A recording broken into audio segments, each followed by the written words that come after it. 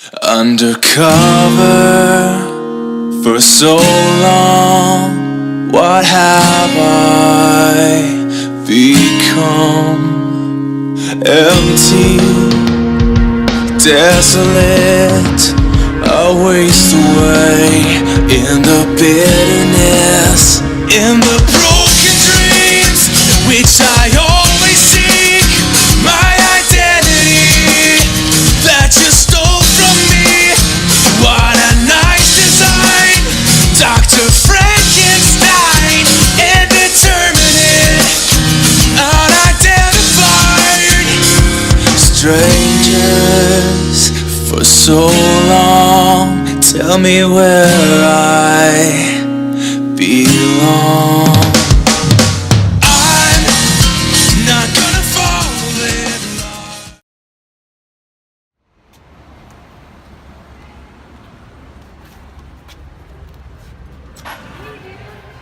On video. Oh, hello. Hello. I was gonna keep. All right. Hey, everybody. This is Matt with DonorChildren.com. I'm here with Amy. How do you say your last name? Andrology. Andrology. Okay. And she's a member on Donor Children. What's your username? Amy. Amy is cool. 1, 2, 3, 4. Very original. So we're at this cool coffee house in Atlanta, Georgia, and we just wanted to do a quick podcast, get to know Amy a little bit. I cut her head off, her body. There we go. So I brought you some swag. So I brought her a couple stickers. Oh. There's another one to Okay, give away. And Almost on the shirt. got you a shirt. Storks are real. All right. Thank you. So we haven't really gotten to know each other, I don't think, just kind of recently, right? Yeah. So tell us about yourself. How old? I looked at your profile on Yeah. Donor Children. You look like you're maybe 23-ish or 21. 21. Sorry. Okay. Yeah. So 97. 97. Yeah. That's what it said. Okay. Yeah. My math's off. Sorry. It's okay. And I saw you were born in San Diego, California. I was born in San Diego. And you had a single mom. Mhm. So a single mom by choice. Yes. Okay. She was 41 when she chose to have me, and I think she just realized, hey, biological clock's ticking, and so she went the route of sperm donation. At the time, I don't know if I'm going to. How old was she? 41. She was 41. Okay. Yeah. And she chose I guess anonymous donor, but open ID at 18, although there's no guarantee, through a company called Procreative Technologies. Okay. In 1997, they actually, California Cryobank acquired Procreative Tech and then stopped selling their samples. That's what they say. Okay. So Yeah. So they stopped selling it in 97. Oh, so you but were I like was the conceived last- in 96. I don't know. You're one of the last ones. They almost threw you away. Yeah. Like Wow. my half brother was born in 6 months after me, so maybe he's the last one. Yeah. So your half brother, do you and him share the same biological father? Yes, same You do? biological father, different mothers. We're born in different states. So, Wow. Yeah. Wait, different mothers. Okay. So Yeah. you found each other how?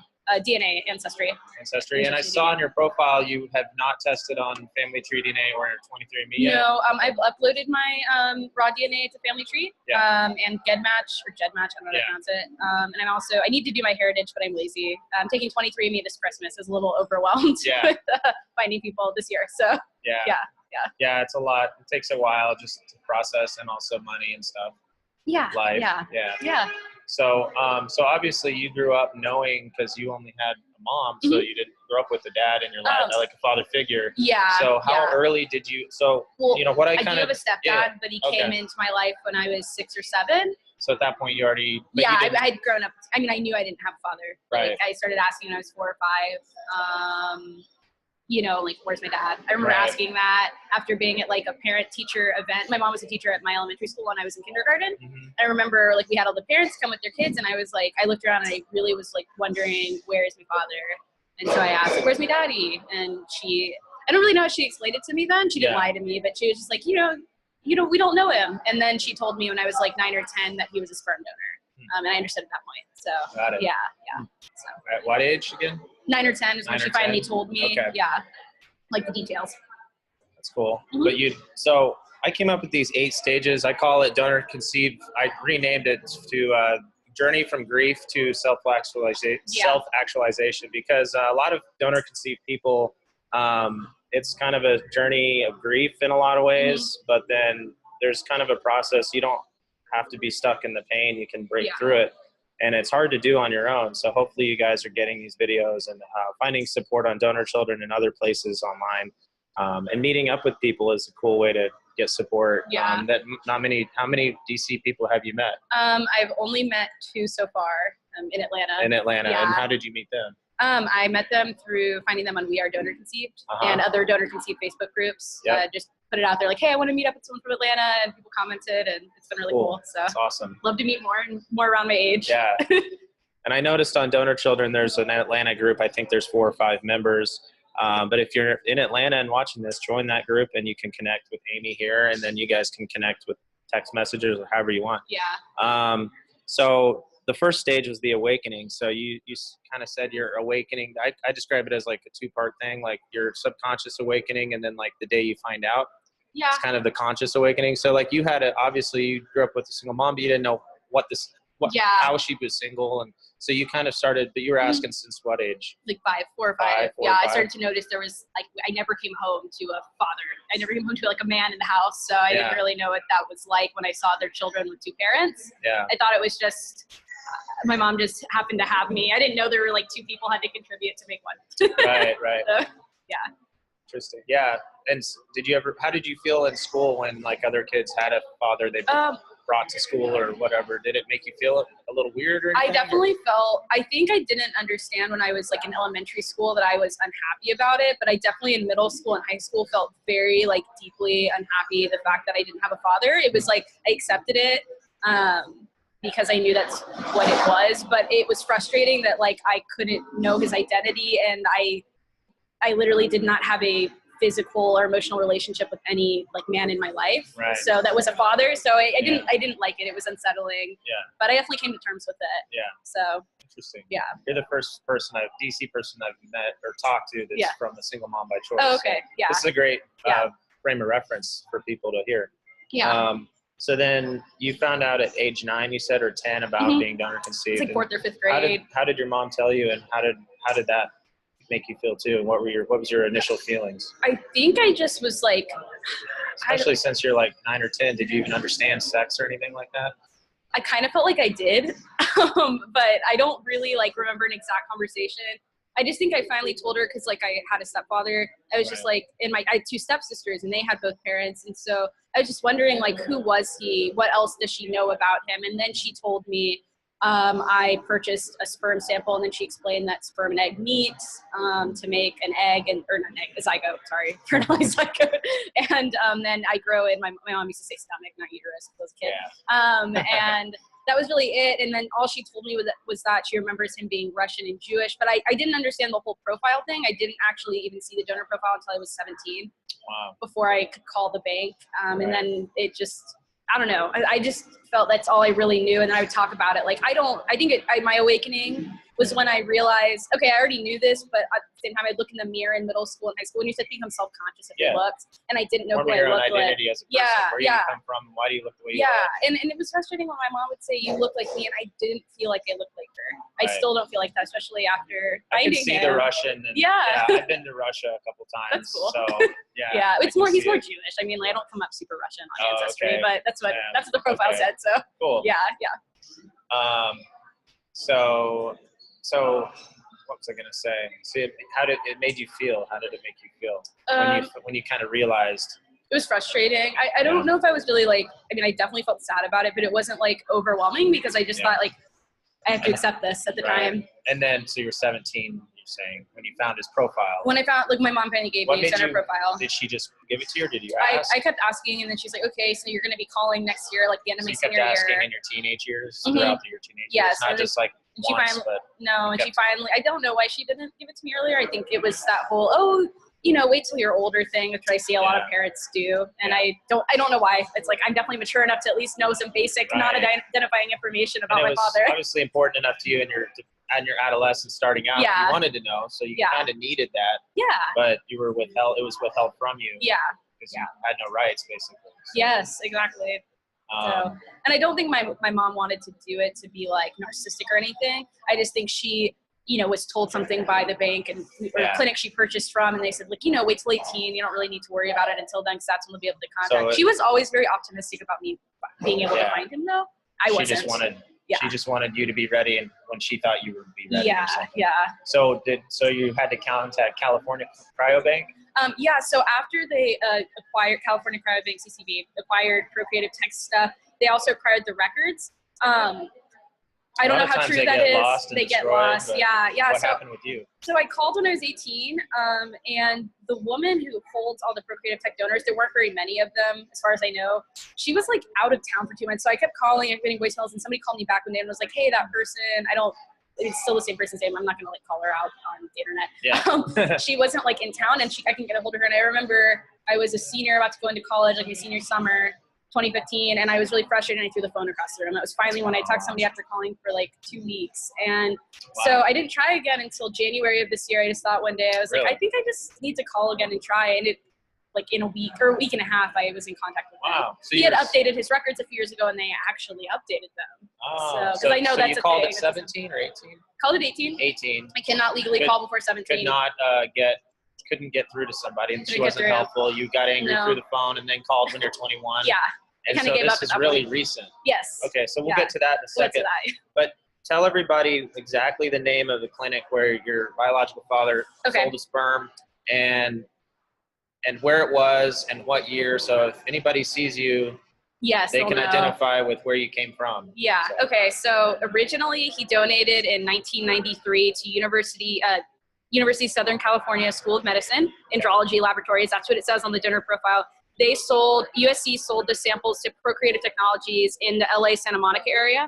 And then California Cryobank acquired Procreative Tech in 1997. So his sperm is frozen. So there were multiple offspring, produced from his frozen samples. The bank reported 3 before I called, and that was in the 93 to 94 year range. I haven't come in contact with any siblings older than me. So if you're out there, I'm on everything. I'm on DonorChildren, Facebook, Donor Sibling Registry. You don't have to pay for it, but just if you find me, like, look me up on Facebook. So, cool. And I should say his donor number, shouldn't I? Yeah. Okay, he's donor number 0351. If you purchase from USC or Procreative Tech, California Cryobank added a 9 in front of the number, and so his California Cryobank number is 9351. If you have that. 9351. 9351. And have you made a group on DonorChildren for your ID? Okay. Yeah, I've made it for both. If you search that in Google, you'll come up with a DonorChildren page. You can join, and she'll be in that group too. So you can contact her that way. Yeah. And you can also email me at donorchildren@gmail.com, and I can put you guys in touch. So then you found him. How long ago? So I found him. It was either late January, early February. I guess I should have recorded the significant date, but I didn't. Right. And then we were emailing originally, and then a week later started talking on the phone, and then for about 7 to 8 months we talked, and we planned a trip. I met him in August in Los Angeles. Wow. Yeah. He lives in California. Yes. Still. Yeah. He lived in Canada for 11 years, and then in other countries, and he moved back for his parents and grandparents. So yeah. And what was his reaction, and how did you reach out to him, and then what was his initial response? Okay, so I called the bank. I talked to the agent that is in control of his file or whatever. She told me they have to reach out to the donors or the donor, and it takes 6 to 8 weeks. Well, not even a week later, I get a call leaving work and from her saying, hey, he reached out. You can write him an email as long as you want. It can be a Word document, include as many pictures as you want. And, don't rush, take a few days on it. So I took a few days. And I also found out that he wanted to communicate anonymously originally, and so that made me really discouraged. I almost didn't want to write the email. She was mediating it, the agent. Right. And then I sent it, and then 2 days later, I get an email back, and I was actually at a pharmacy, the doctor's office, and getting a prescription filled, and I opened my phone, and I just started bawling my eyes out. He included his first name and some pictures, and so I didn't know how much, but it was just when I saw the picture of him as a child, I was like, oh my God, that's my face. Wow. Yeah, get tear-eyed talking about it. But yeah. I can relate to that. I can see that happen. Yeah. That's cool. Yeah. So you're at the pharmacy when that happened? You just your phone, and there's your dad. I was paying for the prescription, and the pharmacy tech was, she she's like, "Are you okay?" And I was like, "Yeah." And I told her, I was like, "My father just contacted me for the first time," and she came around the corner and hugged me, and it was amazing. And then awesome. I was just like bawling in the corner, waiting for the prescription to fill. And this, I don't know, but that's how it went. Oh, that's a great story. Yeah. So it's interesting because I've never interviewed or met. I mean, I've probably met people, but I haven't like interviewed anybody that's from sort of like the modern era. Yeah. Of third-party reproduction, Yeah. where most people have an ID number, and you have this clinic who's like mediating, and it was frustrating. I came from a medical center, but as far as I know, the records were destroyed by the doctor Cameron at KUMC and in Kansas. Kansas Medical. Yeah, University of Kansas Medical Center, Kansas City, Kansas. Nice. So, Lots of Kansas. It's a lot of words. And so Dr. Cameron, from what I was told from his son, Bruce Cameron, was that he burned the records or something, but I don't know what's true. The OBGYN who did the insemination, so it's cool that you actually have like somebody you can, it's almost like adoption in a way where you have some records that you can it's like connect somewhat with. open. But it's interesting. So if he hadn't updated his information. I don't know how many years ago he did. I think like 3 or 4. Between 18 and 21, he updated it. Yes, yeah. And he had told me too. He posted on Donor Sibling Registry in 2009, and I had wanted to join that site in high school, but I didn't. I mean, I was working a job. I didn't have any money to join it. I didn't know how to do it. I didn't even know you could look people up without a membership and see that someone posted. And I'm kind of upset that I didn't try and do that at the time. Sometimes you can even get their name they posted with and Google it and find them somewhere else on social media with the same username. I've done that before. But so you're in contact with him though now. You can tell him to join DonorChildren and he could be contacted for free. Anybody who matches with you, you can just put them right in touch. Yeah, and I wrote that on the DonorChildren thing. Like if you contact me, I can put you in contact with him. So I'm not like weird and not going to do that for you. His birthday's tomorrow. So. Oh really? Yeah. Nice. Yeah. So how long has it been now since you met? We met in on August 5th. In Los Angeles so today's Airport. October 12th. Yeah. So you just met like 2 months ago. Yeah. So did he fly you out or did you fly yourself out? I flew myself out with my boyfriend. He hosted us for 8 days. It was really nice. Really? So, yeah. That's amazing. Yeah. So it was super nice. And have any other of your donor conceived siblings matched with you? And are you the first one to contact him? I'm the first one to contact him, and then I did Ancestry DNA, and I got my results back like the last day of April. I think it was like 29th, 30th. And then I reached out. I found a half brother, but he had a very common name. And so I consulted. Hard to find him online and stuff. Yeah, well, I mean, I actually found him, but then I got somebody to confirm it was him. Because I was like, look for somebody between the ages of 20 and 25 with this name, hopefully in the state of California. And I narrowed it down to 2 profiles. One guy looked pretty like me, and pretty much like me, and he was Jewish. And then the other guy did not look like anything like me at all. Like, I mean, there's just no, I mean, I know you can have no resemblance depending on your mother, but it just was like nothing. And so I reached out to him on his Facebook. He didn't answer. I reached out on Ancestry. He didn't answer. Then I found his Instagram, because he's a rapper and musician. And so you found 2. One responded and looked like you. Yeah, didn't respond, but no, I didn't reach out to the other one. No, I reached out to this guy who is my half. He's your sibling?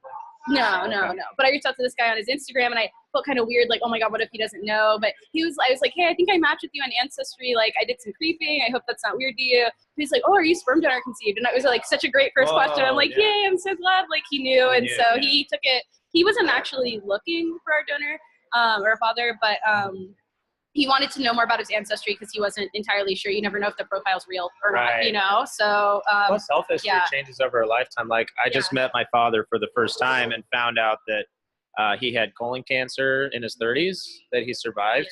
I found out my grandfather, who was an engineer like me, died of a brain aneurysm at age 33. But I knew that a few years ago. But, you know, you find this stuff out. And so the whole idea that health history, it's a lifelong thing. It's not just everyone's healthy when they're 21. Totally pretty agree. much. Yeah. Wow. So you've known him, and so when you first talked to him on the phone, I'm assuming you spoke on the phone. What was that Did you talk on the phone first? We did. So we messaged on Instagram for like maybe 10 minutes, and he was like, oh my God, can I call you? And so he called me on the phone. I'm like, can we FaceTime? He's like, let me go get my mom. I guess they were home together, and we FaceTimed, and we were just like staring at each other. Was she also a single mom by choice? She was also a single mom. His mom was also 41, just like mine. Wow. But he had a soul to that in his life. So yeah, and it was cool. He told me that his social father and his mother picked out the donor they wanted, and they were open from the get-go. They told everyone. My mom didn't tell anyone. I just found that out a few months ago. None of my family knew, and I was kind of upset when I was telling my aunts and uncles, like, hey, I found my father, and they're like, oh, we never knew. Like, they weren't judgmental, but I was a little upset. She didn't tell anyone. Nobody in the family knew how you were conceived. No, she told my grandma and grandpa, oh, I had her on my own, and my grandpa was like, cool, great. Yeah, I never asked. So yeah, it's so funny. She kept it a secret. It's almost like everyone just assumed she had a one-night stand or something. Yeah. I mean, I guess that's what you have to assume, unless you speculate and say, oh yeah. So then when you met your father, or the first time you guys interacted via email, and then did you end up talking on the phone? We sent like these long, novel emails for about a week. Did you feel like you guys communicated the same way? Yeah, we write excessively long things. Yeah, we definitely communicated really similarly. We shared, I guess, a lot of similar life experiences that I don't really want to get into on public social media. Okay. But it was really interesting. And then we talked on the phone. I was not I don't know. I didn't know what I expected his voice to be like. He's bald. I didn't expect him to be bald. So if you have any boys, they're going to be bald. Yeah, I did Prometheus, which isn't super accurate, but I had literally every single male pattern baldness gene, I have it. The whole circle's red, the pie chart. So it's okay. So yeah. My dad's bald too, but hopefully you don't go bald. No, my mom. It's through my mom. I think I'll be. Oh good. yeah. But all my sons will be bald for my wife's father. Okay. I guess because that's how it works. I don't know. Yeah, I don't know either. So what was it like when you first called him on the phone? Did he call you or? Well, we had a planned thing. I think it was a 2 or 3 on a Sunday, and he called my phone, and I answered. I waited 2 rings. I don't want to be creepy. I'm just kidding. But and I picked up the phone, and I heard his voice and started crying, and he was like, "Oh, don't cry." And I'm like, what do you mean don't cry? This is really significant. Yeah. So, yeah. That's cool. You had that emotional reaction and. Yeah, I don't think he got how the emotionalness was for me, because I found out he's super emotional, but I still don't think. I mean, I don't think anyone can get it. If it's not affecting them. So. Right. So it took him a while to understand. Does you think he understands? I think he understands. I've shared a lot of personal stuff with him, and sometimes I'm like, maybe I shared a little too much, but do you feel like it was definitely he knew it was emotional. As said, you look like somebody in the family, or you act like his sister or something? Yeah, so he has 4 brothers. He's one of 5. He has 2 half brothers, and then he's one of 3 full brothers. And when we met, he had been telling me things oh, I see this about you or whatever. I found out we both, when he used to have hair, I twirl my hair obsessively. He does that too. Oh, that's cool. Yeah. And, but when we met. What hair he has left. Yeah.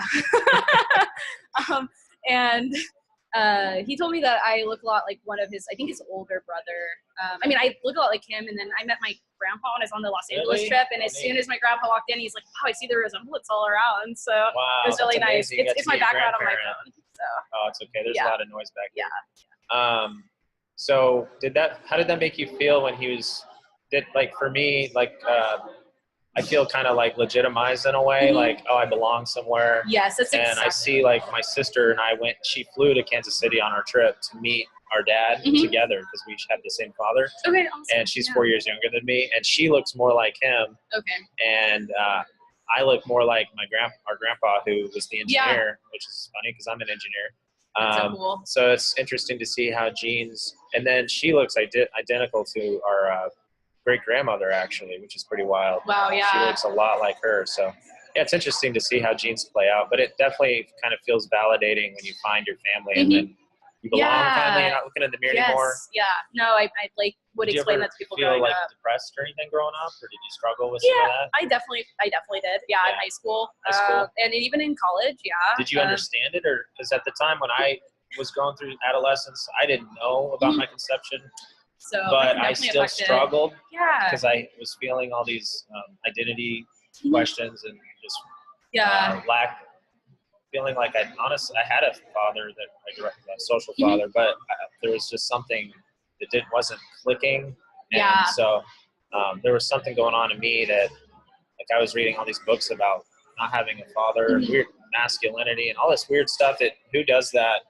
That's now like the universe telling you, like, Yeah. there's something up. Now Your I know why I intuition's was kicking in. exactly. Yeah. So Yeah. did you have? I mean, you knew something, but Yeah, I mean, I don't know if, like, I think depression and anxiety and mental health, problems are multifactorial with, like, the environment you're in. So I didn't have a great relationship with my and stepdad. genetic too. But, Genetic as well, yes, and you're more predisposed to being to having mental health issues if you have genes like epigenes. I feel like all of us in the donor conceived community know about epigenetics, but I think there's a lot that plays into it. I'm sure that subconsciously the whole identity thing was playing on it, but there was a lot more in my environment that I think played on the way I felt growing up. But it definitely started to hit me as I got older. I'm like, wow, like I don't know so much about myself, and I need to. So yeah. So you have. So now you got your father in California, and your stepdad, is he and your mom not together anymore? They're together. They're together. Yeah. So how? Since he kind of raised you, is there some dynamic there that makes this any? No. No, it's fine? Nope, it's fine. That's cool. I mean, I'm going to be honest, we don't talk. And since I've been in college, we haven't talked in like 3 years. I mean, I say hello if I go home. But so he's like we don't have more a traditional stepfather. Yeah, more traditional stepfather. Yeah, Not this like weird, like donor conceived step parent. No, sort of so I don't consider him thing. a social parent. Just because like I knew growing up and like he wasn't in my life for the first 6 years. So it was like not a whole like exact social situation in my opinion. That makes sense. Yeah. Those are the most important years, I think, when you. Yeah. So it's just my mom, really, for me. Yeah. Not saying he didn't contribute, but my mom raised me like emotionally and everything else, So yeah. So what about your like what you do for work and what he does for work? Is there any weird similarities like that? Okay, so or any weird like things you both like or taste? Like my dad and I, he got a double chocolate like ice cream bar, and I'm like, I love chocolate. And he said his mom loves chocolate. And I'm like, oh, that's kind of fun. Well, I guess a few things. So me and my biological father are very emotional. We cry over everything. I found out my paternal grandmother also cries over everything. It was like one of the first emails. He's like, something you need to know about me. I cry a level. I'm like, I have been so sensitive my whole life. I used to I was such a crybaby. You're an emotional processor, not a thinking. No logic. Yeah. And then he told me that he tried studying chemistry or I think it was biology in college, and I study chemistry. I study biochemistry as well. Wow. And I've always had a really like strong science background. But he told me like he kind of struggled with chemistry in college, organic chemistry. So he wanted to be pre-vet. I didn't ever want to do like pre-vet, pre-medicine, whatever. Yeah. So it was kind of similar. And then he went on to school. He finished a degree in psychology, and then he got a master's in social work. He actually donated after his master's when he was 29. So he took a little long time to get through school. Yeah, so it's a little different than like the needing college money. Motive. And so do you know how much they paid him? Did you ever ask him? No. I wanted to, but do you know how much he went? Like how many times? So it changed. If he sees this, I hope he doesn't get mad at me. But he originally told me he donated twice a week for 6 months. It's a normal contract. Yeah. But then when we were on the trip together, he said he may have donated for 1 to 2 years. He's not sure.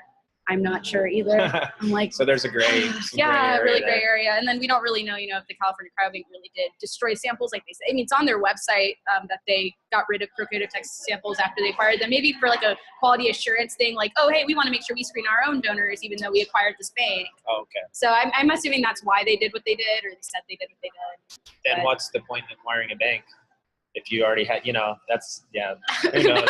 Nobody can prove it, so it's like a liability write-off for them, maybe. Yeah, for sure. It's really interesting how the industry, really protects themselves, and with the anonymity too. Donors and parents as well. It's like, hey, why don't you think about the people you're creating? Right. Well, even the anonymity, I find a lot of people who did this, procreated and like sold their sperm or donated it, end up wanting to know their children, and I've seen many cases where the clinic has coerced people into anonymity or forced them, and they don't have a choice. Yeah. And so it's cool to see that your father was open to you. He was very he was looking, and he had been looking for quite a few years. So I'm really grateful for that. 6 months to 2 years, maybe twice a week. Yeah. So there could be a lot out there. I don't know. Who knows? Then if they divide it too. Yeah, and I had watched a video from I think it was from California Cryobank. I saw it on the Donor Sibling Registry website, and they linked it to like a YouTube video, and it said like something bad happened with our coffee house Wi-Fi, but I think we're back. okay. So we'll pick up from where we were. Yeah. But you were saying about we were talking about it could be a lot. You could have a lot of siblings. Yeah. And then do you know if they got rid of the rest of them, or do you think they still have them? You don't know. I don't think they still have them now. No. Okay. That'd be weird if in like 100 100 years you had another sibling or something. No. Yeah, I actually looked up his number on California Cryobank's website. It says we do not have samples from this donor currently. His 9351 number. I didn't. Yeah, it says like no, and even the profile they had on there was totally incomplete. It only had like height, weight, which was incorrect, and eye color and hair color. It didn't have anything else. Yeah, the height and the weight was from what I have. 9351, and then you said they added a 9, right? They added a 9 in front of that. California Cryobank. Yeah, it used to be 0351. Oh. And then it became 9351. Oh, 9351. I'm assuming they already had a 351 at TCB, so they added the 9 in front of all those donors. So, yeah. Wow. So I'll go defer to some of my points. We won't go through them all because we only have a few more minutes. Yeah. But so I mean, to be or not to be, you took the red pill pretty young. You had to. You were raised by a single mom, and it's part of your life. And then you define him as your father. Yes, he's my father. Okay. Yeah, and I don't consider him dad. More just like friend. I mean, like still developing our relationship. It's very new. You form your identity and like your ancestors, and like you kind of relate to that identity. Oh yeah, 100%. Being Jewish. Yeah. Your grandpa and all the similarities with your emotions. And yes. Chocolate. Yeah. Similar studies at school. So then the next step in your journey. So would that be? So what are you seeking? What's the next step in your journey? Just you guys gonna kind of just keep working on a relationship and see how it goes, and maybe spend more time together in the future? Yeah, keep working on a relationship, fly out, see each other. DNA test on Family Tree and 23andMe. 23andMe. I'm not sure if I'll do FTDNAs. I know there's like hardly anyone on it, but I'll do 23andMe. Yeah. You can do a 23andMe and then do a $59 transfer. You download your raw data on 23andMe. And then do the transfer. Yeah. It's cheaper. Can we do that with Ancestry too? I don't think so. Okay, well, and then you can take the same text file you download from 23andMe and upload it to GEDmatch for free. So okay, cool. Yeah, I recommend that. 23andMe's next then, for sure. Finding half siblings. So what you found. So you found your father. You forming a relationship. And do you tell your story often? Like, do you ever have opportunities? I tell it a lot, probably a little too much. But when I found him, like, I did not realize like how emotional it was. Just like, and like I just told everyone. I had never even told my best friend until I found him, and I felt shameful growing up. And it's really cool. Yeah. It's really cool too that you, in so many ways, coming from a single mom too. Yeah. You feel legitimate on multiple levels. Mm-hmm. Yeah. But it felt weird. Like, I actually felt embarrassed saying sperm donor growing up, so I just never told anyone. Actually, used to have people ask me, "Is your father in jail?" And I'd say no. And they're like, "What's up?" And I'm like, "Well, I don't want to tell you." He's in jail. He's frozen. Yeah. He's frozen in captivity. Yeah. So a bigger, broader question is, what's your legacy? So if you and your boyfriend, say you guys ever had kids, what would teach your kids? What's your, and then maybe tie it into that. How are you gonna, is there any way you would like to get involved or help other people with what you know about third-party reproduction, and and if you do have anything, would you want to share that?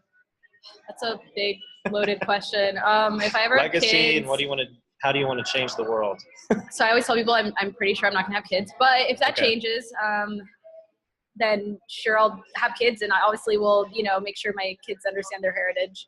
And also, if I ever had an infertility issue, or like I'm not going to say my current boyfriend, I don't want to make him scared if he sees this video about kids, but if any boyfriend or spouse within the future, if they have infertility issues, I personally wouldn't go the donor conceived route. I would probably adopt if I really want kids that bad. I just know that a lot in the industry still hasn't changed, and like even known donors aren't guaranteed, so I don't want to like be putting that false sense of hope in my children if something like that happened. I don't know. I just feel like it's a very complex emotional issue, and there's not a lot out there in terms of helping people understand how to go about this. And you so struggled too, even before you were 18. Yeah. Then everyone else says we apparently all of a sudden can speak for ourselves. Yeah. What do you think about that? Like growing up in the younger years too without your dad. You think you would think that would be a good thing to have? your father in your life Yeah. at an early age? Yeah, I think that would be really complex. And like, I still think there would be some sadness, like knowing that your biological father or mother, depending if you egg donor too, you know, they are not your legal parent. And so I think it just gets really complicated for the kids. And I think kids should be able to do what they want. But then, you know, you have people with varying interests who go into this, like as donors or as recipients. And so at the end of the day, I don't know. I think that I would definitely enjoy being able to like know my father and be able to maybe spend a month with him, or not month, but like, you know, every month see him or something, just have like that consistency in my life. Just having a piece of paper is really or even a picture. I didn't even have a freaking picture. Yeah, it's not enough. It's funny how they kind of think you'll just. They brainwash the intended parents. Oh, this is all you need. And yeah, they'll be tell okay. them when they're old and they're fine. Yeah, no, but like so many things like with closed adoptions, like all of the research that's come out like psychologically about how it affects, and even there's research on donor conceived people about how it affects their psychology as they grow up. I mean, it's insane, and it doesn't make sense that anyone should be anonymous. I don't like closed adoptions either because of all the same reasons. So it's awful. I mean, there's so many foster kids that are getting pushed around from foster home to foster home, and then you've got also these agencies adopting kids out, but not all of them are, I don't think, good either. Like a lot of them are like 25 grand to buy a baby. It's like assisting abandoning the child. You know, there's a lot of like. I consider a lot of it human trafficking, but it's legal. You know, it's just it's weird. What are the motives? Because not all nonprofits are really not for profit. Like someone's profiting. There's money involved, so it's not. Anytime there's like $25,000, that's a lot of money for a baby. Yeah, but it's nuts. So then, is there anything you want to do in the DC world, or in legislation, or anything in your anything in your personal bubble world, or anything to help other people, or anything you've thought maybe you'd do someday or get involved in, or you want to be part of the community? And I definitely have like this big grand plan this is like ideal. I don't know if it's gonna happen. What no, like Dr. Evil. Oh, nice. That was good timing. Yeah, that was good timing. So big grand plan if it all works out. I'm really always been interested in like public health, and then I started to get interested in bioethics. My father also has a master's in bioethics. Wow, ironic. That's crazy. Yeah, it is. It's ironic. But I thought it'd be really cool to have like a donor conceived person in the bioethics community, like maybe even creating common sense legislation in the future, because the United States is really far behind, and I don't even know how to like approach our legal system. So just like I would love to continue on and get more education in that realm. That's really ideal, but there's like a bioethics public health dual master's program at Emory University, and I'm like, it'd be amazing if I got in. So because a lot of like a big things right now in like bioethics, ethics in general, is like genetic rights, non-discrimination stuff, because so many people are DNA testing, and then it all ties into like donor conception and adoption in the end, and that's really important to people to have rights over your genetics. So ideally, it'd be great to get involved in that community. I thought about starting a donor conceived like community at Georgia State, where I'm at, but I don't know if that's going to work out. I'm graduating soon, so it's a big thing. But that was just like a big ideal thing. So I like what you're thinking, because we need people with all different skills and passions and. Nick Eisel's petitioning the FDA just because he was like fed up, and he's like, this is what I think should change, and he filed a petition, and he's a roofer. He has a roofing company. I know Nicholas. He's really cool.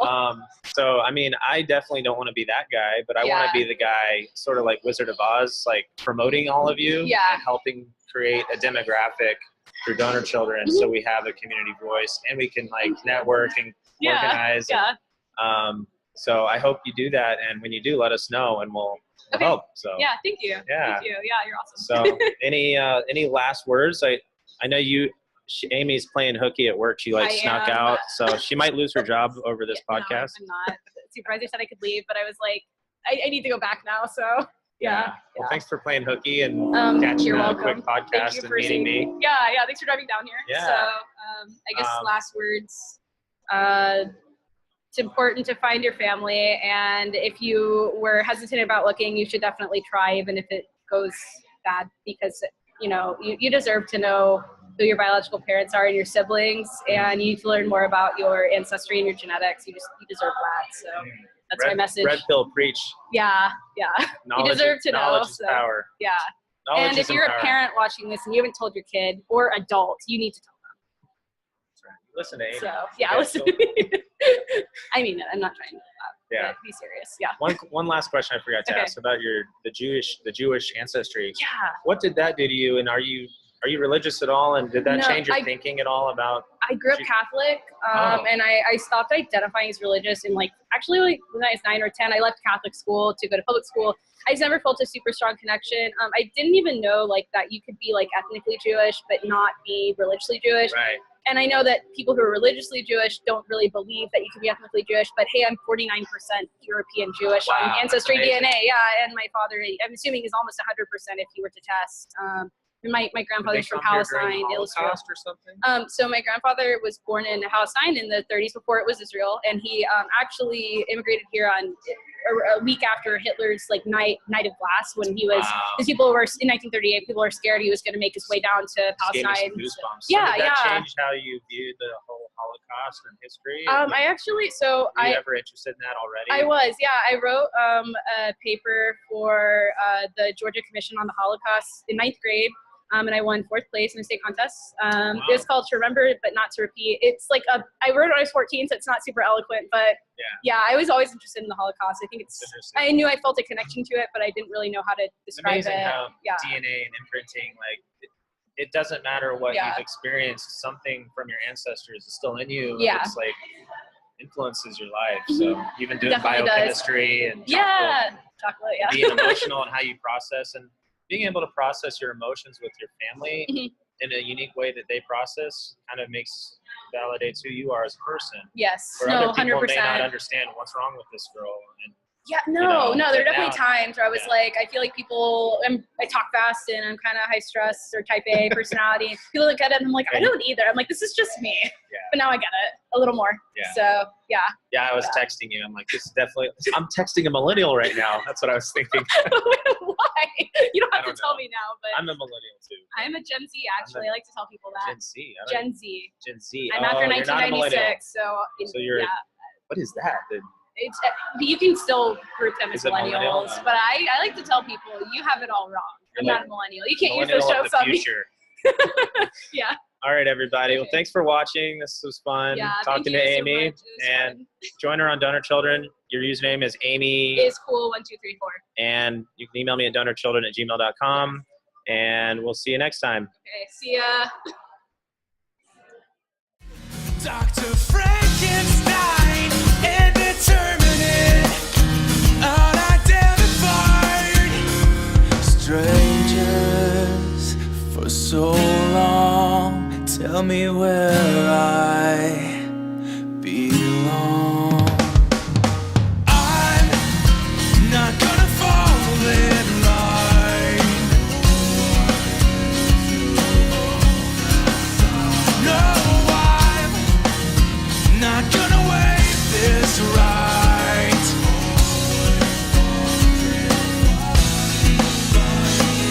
What if I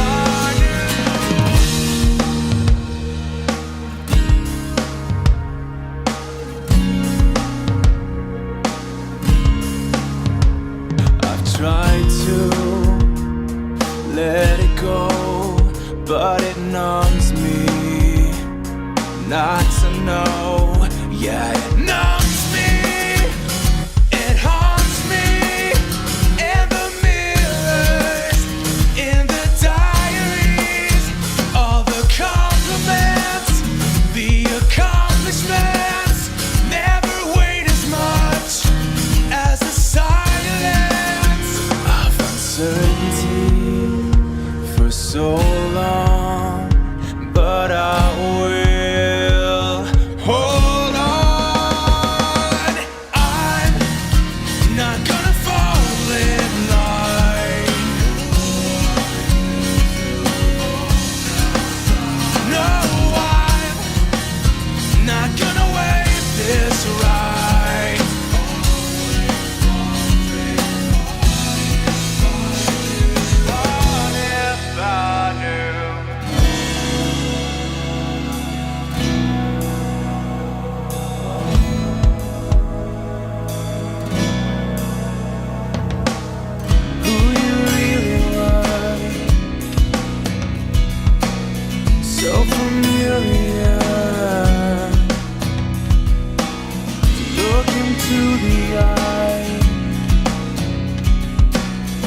have no choice.